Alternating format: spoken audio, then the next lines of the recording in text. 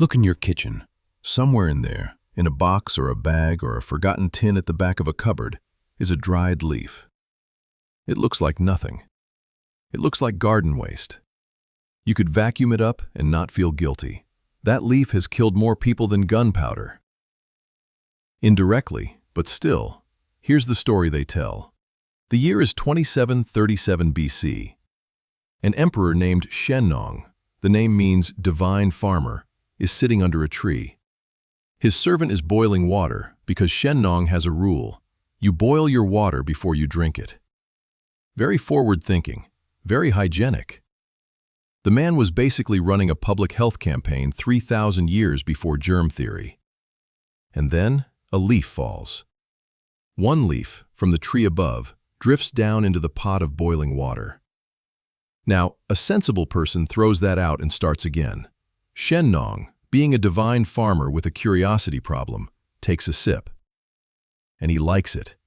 That's the legend. One leaf, one accident, one curious emperor. The Chinese will tell you tea was discovered by a god king who tasted 72 poisons in a single day and used this very leaf as the antidote, which is a lot of poisons for one day. Pace yourself, Shennong. But here's what nobody sitting under that tree could possibly know. That leaf, that one drifting, accidental leaf, is going to travel. It's going to cross deserts and oceans. It's going to become medicine, then luxury, then habit, then addiction. It's going to sink ships, topple a tax system, build the world's largest drug cartel, and start at least 2 wars. A leaf. Let's follow it. For most of its early life, tea is not a drink. It's a prescription. The first tea drinkers in China aren't sipping for pleasure. They're sipping for survival, or what they think is survival. Tea is medicine. It's filed in the same cabinet as ginseng and bark, and the dried bits of animals you don't ask about. You really don't ask about those. And early tea is not the gentle, fragrant thing you're imagining. Oh no. Early Chinese tea is a situation. They're not steeping delicate leaves in hot water. They're boiling tea into a thick paste and mixing it with, get ready, ginger, onion, orange peel, sometimes salt, sometimes animal fat. They're drinking tea soup, a savory, oily, oniony tea broth. If you ordered that in a cafe today, the barista would call someone. But here's the thing about medicine. It has a way of becoming a habit. You take something because it's good for you, and then one day you realize you're taking it because you like it, and you've quietly stopped pretending otherwise. That's the first transformation. Tea stops being a cure. It starts being a comfort. And the moment a thing becomes a comfort, the moment people want it not because they need it, but because their day feels wrong without it, that's the moment it becomes valuable. And valuable things, in human history, never end peacefully. The leaf doesn't know any of this. The leaf is just sitting in a pot of oniony broth in a Chinese kitchen 2,000 years ago, being delicious, biding its time. Fast forward to the Tang Dynasty, China, roughly 760 AD. And tea has done something remarkable. It has gotten its act together. The onions are gone. Thank everything. People have figured out that maybe, the magic leaf doesn't need to be drowned in soup. And around this time, a man named Lu Yu does something that tells you exactly how seriously China now takes this drink. He writes a book about it. An entire book. 3 volumes. It's called the Cha Jing, the classic of tea. It covers how to grow it, how to pick it, what water to use, what cups to use, the proper state of your soul while drinking it. He has opinions about your water. He ranks water sources. Mountain spring water, good. River water, acceptable. Well water, he is disappointed in you. This is the moment tea stops being a thing you drink and becomes a thing you believe in. There's ritual now, philosophy, the whole apparatus of this is not a beverage, this is a lifestyle. Lu Yu is the world's first influencer, and his product placement worked for 1,300 years. Tea is now woven into Chinese life so completely that it stops being foreign. It becomes the baseline, the default, the thing that's just there. Like air, but you have to boil it. And here's the quiet bit of genius the Chinese understood and everyone else missed for 1,000 years. They had a monopoly. The tea plant grew in China. The knowledge of how to process it lived in China. If you wanted tea, and soon the entire world would, you came to China and you paid China's price. Remember that. The monopoly. It's going to matter more than anything else in this entire story. The first foreigners to fall for tea aren't European. Europe is late to everything. The first converts are the neighbors. Buddhist monks carry tea out of China the way good ideas always travel, quietly, on the backs of true believers. It goes to Japan around the 9th century, tucked into the luggage of monks who discovered that tea does something very useful for people whose job is to sit perfectly still and meditate for hours without falling asleep. Tea keeps you awake. For a monk, that's not a luxury, that's a professional necessity. And Japan does what Japan does. It takes the thing, and it perfects it into something almost unbearably beautiful. The Japanese tea ceremony, chanoyu, turns making a cup of tea into a meditative art form that can take hours and follows rules more precise than a legal contract. There is a correct number of times to rotate the bowl. There is a wrong way to look at the bowl. An entire philosophy gets built around it. Ichigo, ichie. One time, one meeting. The idea that this exact cup of tea, with these exact people, in this exact moment, will never happen again, so you'd better pay attention. Meanwhile, several thousand miles to the west, Europe is drinking warm beer for breakfast and has no idea any of this is happening. The leaf has crossed its first border. It has learned that it can be more than a drink in one country. It can be a culture in another. It can mean different things to different people. To a Chinese scholar, contemplation. To a Japanese monk, presence. And soon, to a British merchant, money. So much money. Europe discovers tea in the 1600s, which is roughly 4,000 years after Shen Nong and his falling leaf. Nice of them to show up. The Portuguese and the Dutch get there first, hauling tea back on ships as an exotic curiosity from the mysterious East. It's rare. It's expensive. It's the kind of thing you show off to guests to prove you have access to things they don't. Tea is, at this point, a flex. And when tea arrives in England, England has no idea what to do with it.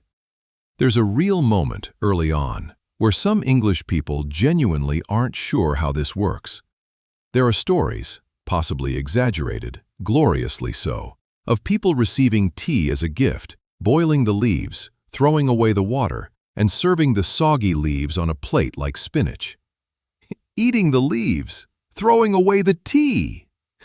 They had it exactly, perfectly backwards. But they figured it out. Of course they figured it out. And here's where the leaf gets dangerous, because the English don't just like tea. The English fall in love. Not casual love. Not this is a nice afternoon treat love.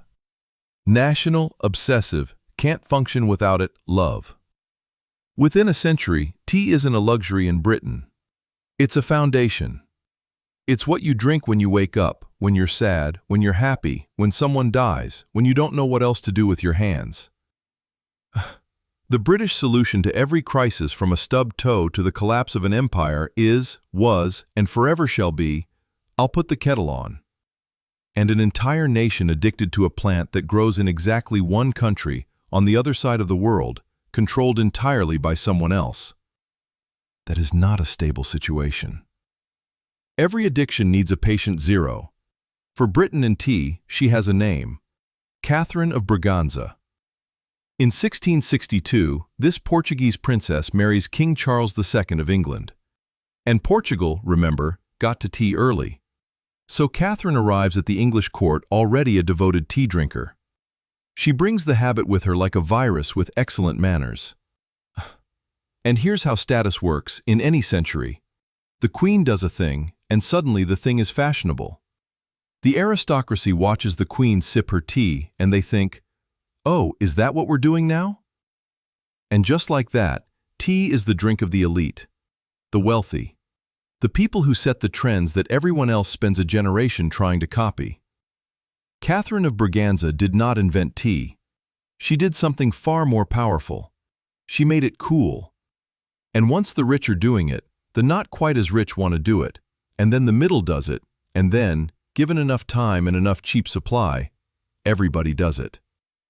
Tea trickles down the entire social ladder until it reaches the very bottom, until a factory worker in Manchester with almost nothing to his name still has his cup of tea. Maybe especially him. It was warm. It was sweet if he could afford the sugar. It was a small daily mercy in a hard life. But trace that cup backwards. Trace it from the factory worker's hands, back through the shop, back through the docks, back across the ocean, back to a single company that controlled the whole pipeline. Because by now, one organization had its hand on every leaf of tea entering Britain, and it was about to become the most powerful corporation that has ever existed. Anywhere, ever. The British East India Company. Say it slowly, because nothing in the modern world quite compares. We throw around the word corporation today and picture an office, a logo, a guy in a vest telling you about synergy. Forget all of that. The East India Company had an army, a private army, at its peak, twice the size of the British government's own. It had warships, it had territory. It governed entire regions of India, collected taxes, minted money, waged wars, and signed treaties, all as a company. A business, with shareholders, who expected a dividend. Imagine if your retirement fund could declare war. That was the East India Company. And the engine of all this power, the cargo that mattered more than almost any other, was tea. The company had a monopoly on trade with Asia, granted by the British Crown. Tea flowed in one direction, out of China, onto company ships, into British throats, and money flowed the other way. So much money that tea was taxed, and the tax on tea became a serious chunk of how the British government funded itself. The state was now financially addicted to the nation's caffeine addiction. Tea wasn't a drink anymore. It was infrastructure. But the company had a problem. A beautiful, lucrative, terrifying problem. Everything depended on China. The plant grew there. The processing secrets lived there. China sold tea, and China set the terms.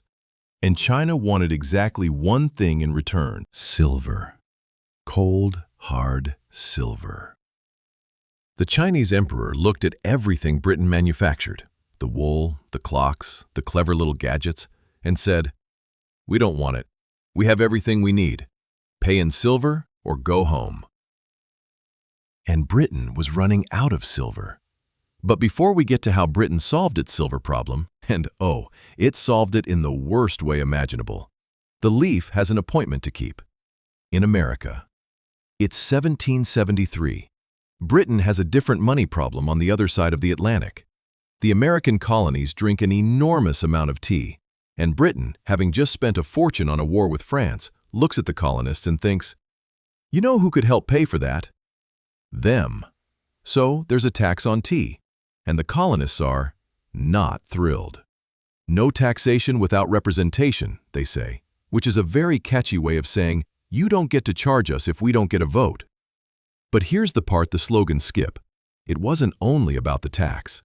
Parliament passed the Tea Act, and the Tea Act actually made tea cheaper, which sounds like a gift until you read the fine print, because it handed the East India Company a monopoly. Only the company could sell tea in the colonies, only through its own agents, cutting out every independent American merchant overnight. So it's not just a tax, it's a giant foreign corporation backed by the government, walking into your market and putting you out of business with the law on its side. Suddenly, a lot of angry merchants discovered deep within themselves a profound philosophical commitment to liberty.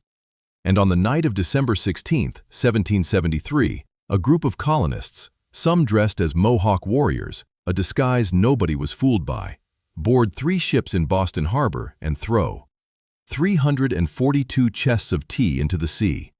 They drowned the tea. An entire fortune in leaves dumped into the harbor, the water turning brown with it. The British were not amused. The response was harsh. The colonists got angrier. And you may have heard how that particular argument ended. A whole country founded, in part, because of a fight over a cup of tea. And the Americans have been drinking coffee out of spite ever since. Now, back to Britain's real nightmare, the silver. Let's make the problem painfully clear, because the entire bloody mess that follows comes from one boring accounting fact. Britain buys tea from China. China only accepts silver. China buys almost nothing from Britain in return. So the silver goes one way, to China, into China, and it does not come back. Picture a bathtub with the tap running out and nothing running in. That's Britain's silver supply. Between 1821 and 1830 alone, the company spent over £19 million on Chinese goods, and more than 90% of that was tea. 90%! An empire was hemorrhaging its treasure for leaves. This is the trap the monopoly built all those centuries ago. Remember part 3? China grew the plant, China kept the secret, China named the price. For over 1,000 years, that monopoly just sat there, quiet, like a loaded weapon on a table. And now Britain was staring down the barrel of it. You want the leaf? Pay in silver. Run out of silver? Then you have a very serious problem. A rational, decent nation faced with this might have said, well, we love tea, but we can't bankrupt ourselves over it. Let's drink less. Let's find another supplier. Let's be reasonable. Britain was an empire. Empires are many things. Reasonable is rarely one of them.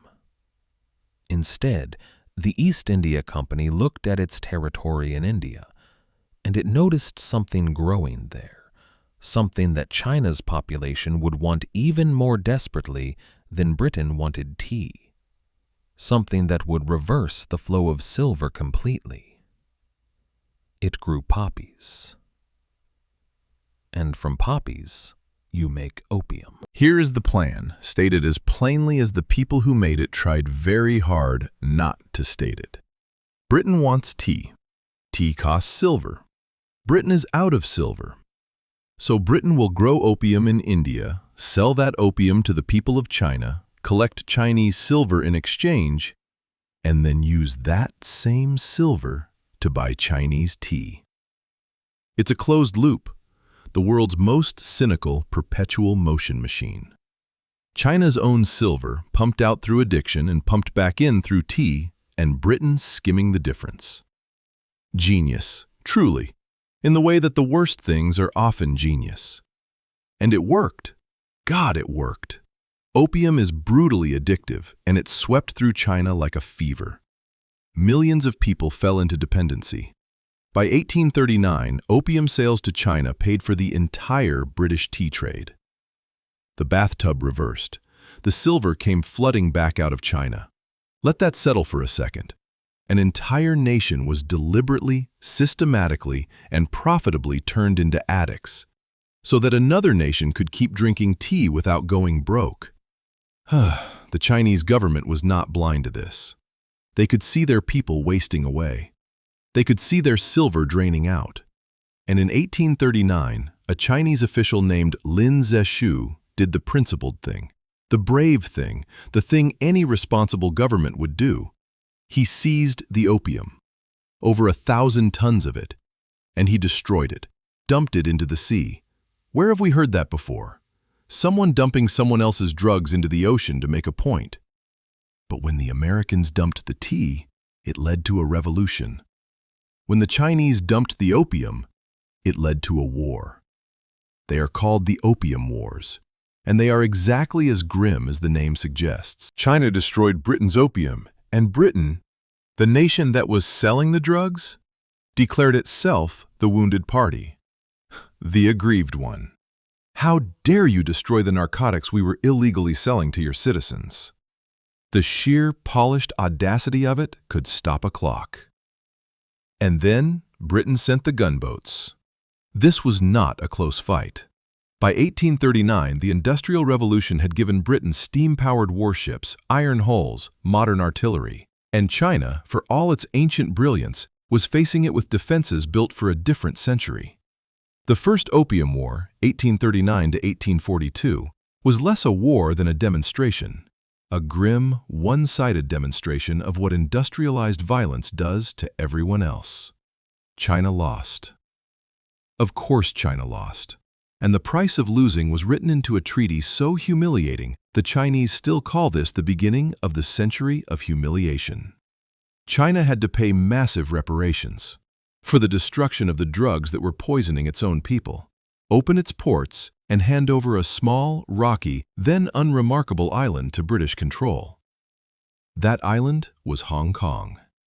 And if you want to understand why Hong Kong spent the next century and a half as a piece of Britain perched on the edge of China, it traces back to a leaf in a cup. It always traces back to the leaf. There was a second Opium War a decade later, in case the first one hadn't made the point. It had. The second just made it bloodier. So here we are. A drink discovered by accident under a tree, a comfort sipped by tired factory workers and meditating monks, has now started 2 wars, addicted a nation, and carved a chunk out of the largest country on earth. And the leaf still isn't finished. Because while the gunboats were doing their work, Britain was quietly solving the problem in a smarter way, a permanent way. They were going to steal the leaf itself. For all of this, every war, every chest of opium, every ton of silver came from one root cause: China's monopoly. China had the plant. China had the secret. As long as that was true, Britain would always be the desperate one at the table. So the East India Company hired a man, a Scottish botanist named Robert Fortune. And in 1848, they sent him into the interior of China on a mission that was pure espionage. His job? Steal the tea plant. Steal the seeds. And, the part everyone forgets, steal the knowledge. Because the Chinese guarded how you turn a leaf into tea as closely as the plant itself. Fortune disguised himself as a Chinese merchant, a Scotsman, in disguise, wandering through forbidden tea regions where no foreigner was allowed, hoping nobody would look too closely at the tall man who didn't speak the language and couldn't use chopsticks. It should not have worked. It worked. He smuggled out thousands of tea plants and seeds, using a clever new invention, a sealed little glass greenhouse, to keep them alive on the long voyage. And he smuggled out something more valuable still: skilled Chinese tea workers who knew the secrets, carried off to teach them somewhere new. And where do you plant a stolen Chinese monopoly? In India.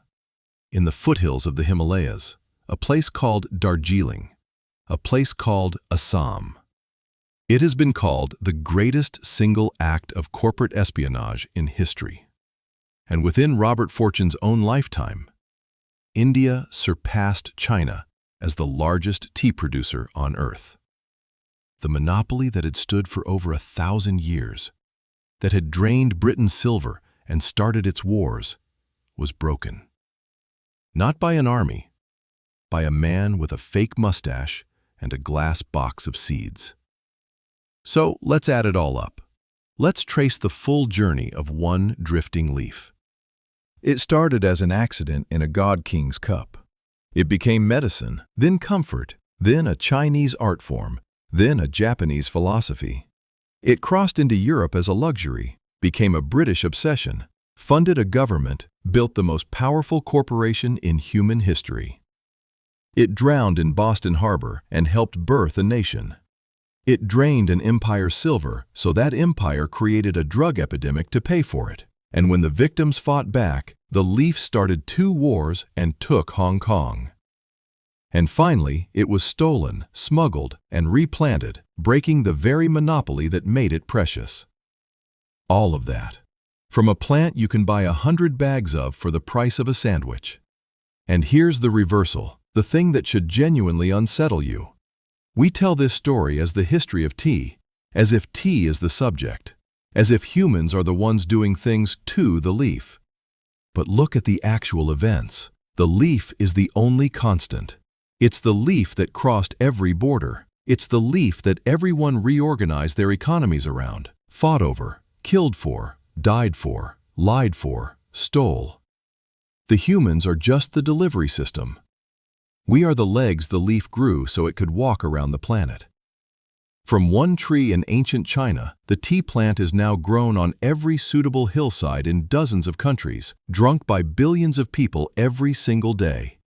By any measure of pure evolutionary success, spread, dominance, survival, the leaf won. It used us, and it won. So tomorrow morning, when you're half awake and you reach for that box at the back of the cupboard, and you drop the leaf into the water and watch the color bloom, remember what you're holding. An empire fell for this. A nation got hooked on it. Wars were fought over it. A god supposedly discovered it under a tree 5,000 years ago when one single leaf drifted down into his cup. And it's still drifting. Right into yours. The reason the British put milk in their tea may be embarrassingly practical. Early porcelain cups were so delicate that pouring in scalding tea could crack them, so people poured the cold milk in first to lower the temperature. A class marker emerged from this.